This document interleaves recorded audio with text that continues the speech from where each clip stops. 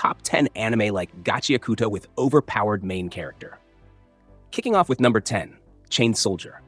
Yuki Wakura is dragged into an alternate dimension where monstrous creatures called Shuki roam, and he partners with a powerful girl whose abilities make him unstoppable.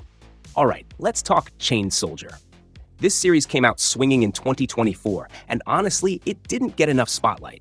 Yuki himself isn't the type to scream classic OPMC at first glance, but once he joins forces with Kyoka Uzen, things get wild. The dude's abilities literally skyrocket, and suddenly he's tossing monsters around like laundry in a dryer. What I loved most? The dynamic between Yuki and Kyoka. It's not just flashy powers, it's that awkward, almost comedic teamwork that makes them relatable. And the fact that Yuki ends up in this position completely by accident? Yeah, classic anime, wrong place, right powers, energy. If you're into Gachiakuta's gritty feel, but want a world where teamwork cranks up the OP factor, Chained Soldier hits different. Trust me, the blend of action and character dynamics makes it way more addictive than you'd expect. Sliding to number 9, Chillin in another world with level 2 super cheat powers. Banished to another world, Flyo discovers that his so-called level 2 powers are actually cheat level, giving him unlimited abilities and making him effortlessly overpowered. Now, Chillin in another world is basically that anime equivalent of finding out the loser kid in class secretly owns a Ferrari. Flyo starts off like the most average guy, but once those level 2 powers kick in, it's game over for everyone else. The overpowered flex here isn't just brute strength, it's the versatility. Dude can literally learn and master anything, which means he doesn't just dominate in battle, he dominates life itself. Watching him casually steamroll problems while staying laid back makes this anime such a vibe. It's got that Gachiakuta chaotic unpredictability, but with a protagonist who's so calm about being broken, it's hilarious. Personally, I laughed at how he'd solve ridiculous crises like he was checking grocery lists. If you've ever wanted to see someone overpowered without the edgy drama, this one's your cozy but epic pick. Landing on number 8, the strongest tank's labyrinth raids. Exiled from his party, Rudd is revealed to have max resistance stats, allowing him to withstand and overcome any challenge inside deadly labyrinths with absurd resilience. Oh man, the strongest tank really surprised me. Rudd is literally the don't judge a book by its cover character. At first, he gets booted from his party like some useless NPC, but little did they know, this man was the equivalent of an unbreakable brick wall with a sword. Watching him tank every single hit like it's a mosquito bite? Absolutely satisfying. What I love about Rudd is how unbothered he seems while dismantling challenges that would destroy anyone else. It's like, oh, Dragonfire? Cute. Next. The show carries that underdog-turned-overlord energy similar to Gachiakuta, but instead of chaotic street survival, it's dungeon chaos. Personally, I kept rooting for Rudd because who doesn't love a comeback story? Plus, there's something extra cathartic about watching the guy everyone underestimated become the powerhouse no one can ignore. Looking at number 7, I'll become a villainess who goes down in history. Alicia defies expectations by mastering magic with unmatched dedication, evolving into a legendary villainess whose overwhelming strength makes her feared yet admired in her world. Now, this is a twist I didn't expect. Alicia isn't your oops, I tripped into OP powers protagonist. She literally grinds for it, training like her life depends on it, which makes her rise even more satisfying. Watching her flip the script from generic villainous trope to walking magical nuke is just chef, wait, I won't say it, but it's that good. The thing that stands out here is her determination. She's overpowered not because the universe handed it to her, but because she refused to be mediocre. That's some energy we all secretly want in our own lives, right? For me, it felt refreshing compared to your usual lucky protagonist storylines. Alicia is terrifying and admirable at the same time. It scratches the same itch Gachiakuta does, where strength is intertwined with survival and identity, but with a regal flair. Honestly, this anime deserves way more hype. Rolling to number 6, Loner Life in Another World. Transported to another world, Haruka complains about his lack of abilities, only to discover he's actually absurdly strong thanks to the powers nobody else wanted. Alright, Loner Life is pure chaotic fun. Haruka starts off looking like the butt of a cosmic joke, but then you realize the trash powers he ends up with? Yeah, they're secretly god tier. What I love here is the irony. He's a loner, someone who doesn't really care to be in the spotlight, yet he's out here breaking the world balance with his absurd abilities. The comedy hits hard, especially when you see him casually solve what should be life-ending battles like he's annoyed at being interrupted. It's like, fine, I'll save everyone, but I'd rather be left alone. That deadpan antisocial OP vibe is honestly relatable for anyone who's ever wanted peace but keeps being dragged into drama. Compared to Gachiakuta, it's less gritty, but has that same against-the-odds chaos. This anime low-key feels like comfort food, with extra explosions. Crashing into number 5, Aquarion, Myth of Emotions. In a futuristic battle setting, pilots harness overwhelming powers through emotional resonance, creating overpowered mecha warriors capable of shattering enemies with sheer intensity. Okay, mecha fans, this one's for you. Aquarion Myth of Emotions came swinging into 2025, and honestly, the emotional mecha combo is way more addictive than I expected. The protagonists here aren't just OP, they're OP squared.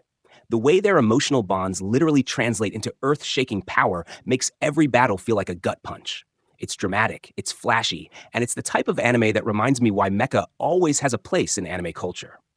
Personally, I was vibing with how the show balances over-the-top power with personal struggles. You're not just watching giant robots throw punches, you're seeing characters pour their souls into combat. If you like Gachiakuta's intensity but want it wrapped in mecha madness, this is your jam. Plus, nothing says overpowered like a robot fueled by raw human emotion going full apocalypse mode on enemies. Smashing into number 4, The Shy Hero and the Assassin Princesses. Todo, a timid yet immensely strong warrior, hides behind shyness, but his overwhelming abilities shine when paired with ruthless, skilled assassin princesses. This anime is peak irony. Todo looks like the last person you'd rely on in a crisis, awkward, shy, barely able to talk straight. But then he flexes his actual strength, and suddenly, jaws drop. Pair him with assassin princesses who are the exact opposite, bold, deadly, confident, and the contrast is absolute fire. I found myself laughing at how ridiculous the social dynamics were, while also being hyped during fight scenes. Todo is a different flavor of OPMC because his biggest battle isn't against monsters, it's against his own shyness. That relatability? Gold. We all know what it's like to choke in social situations, except Todo's version involves leveling cities when he sneezes wrong. If Gachiakuta's chaos had an awkward cousin with crazy strength and comedic undertones, this is it. Honestly, this anime gave me some of the most unexpected laughs and hype moments of 2025 so far. Powering into number 3, Kaiju No. 8 Season 2. Kafka Hibino, fused with kaiju power, returns to battle monstrous threats, his overwhelming strength placing him at the front line of humanity's survival. Alright, if you're not watching Kaiju No. 8, you're seriously missing out. Kafka is that middle-aged underdog who suddenly gets hit with the most terrifying yet awesome power-up ever, turning into a kaiju himself. In Season 2, things go from 0 to 100 real quick. The scale of battles? Insane. The emotional weight? Even heavier. What I love here is that Kafka isn't your cookie-cutter OP teenager. He's older, more grounded, and his perspective adds a whole different flavor to the OP protagonist trope. And let's be real. Seeing him smash kaiju like he's flicking ants never gets old. The best part is how Kaiju No. 8 keeps the stakes sky high without ever making Kafka feel boring. It's gritty, intense, and gives me that same adrenaline rush Gachiakuta delivers. If you're craving urban chaos with giant monster battles, this one's a no-brainer. Dominating number 2, The Wrong Way to Use Healing Magic.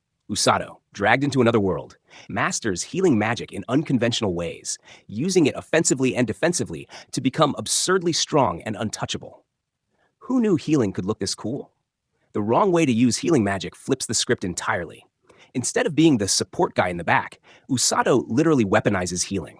Watching him break bones and then fix them mid-battle so he can keep throwing hands? That's the kind of chaotic brilliance I live for. What's crazy is that this anime takes something so passive and turns it into an absolute powerhouse ability. It's like, oh, you thought healing was boring? Watch me punch through walls with regeneration hacks. Usato's growth is both inspiring and hilarious because he's figuring things out in the messiest way possible. Personally, it reminded me of how anime always finds ways to turn the most unexpected skills into god-tier strengths. If you want OP creativity instead of just raw strength, this anime is your sweet spot.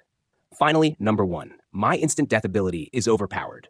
Yogiri Takato gains the ultimate cheat, killing anything instantly with a thought, making him the single deadliest being in existence. And here we are, the crown jewel of overpowered insanity.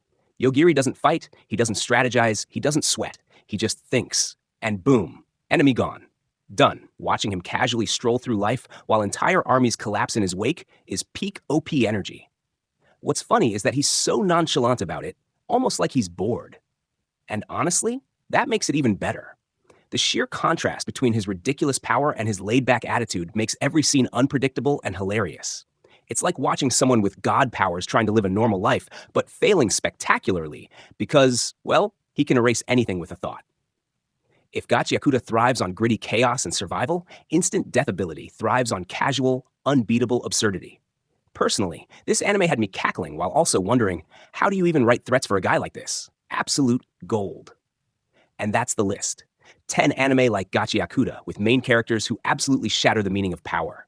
From gritty underdogs to calm world breakers, these shows prove overpowered, never gets old.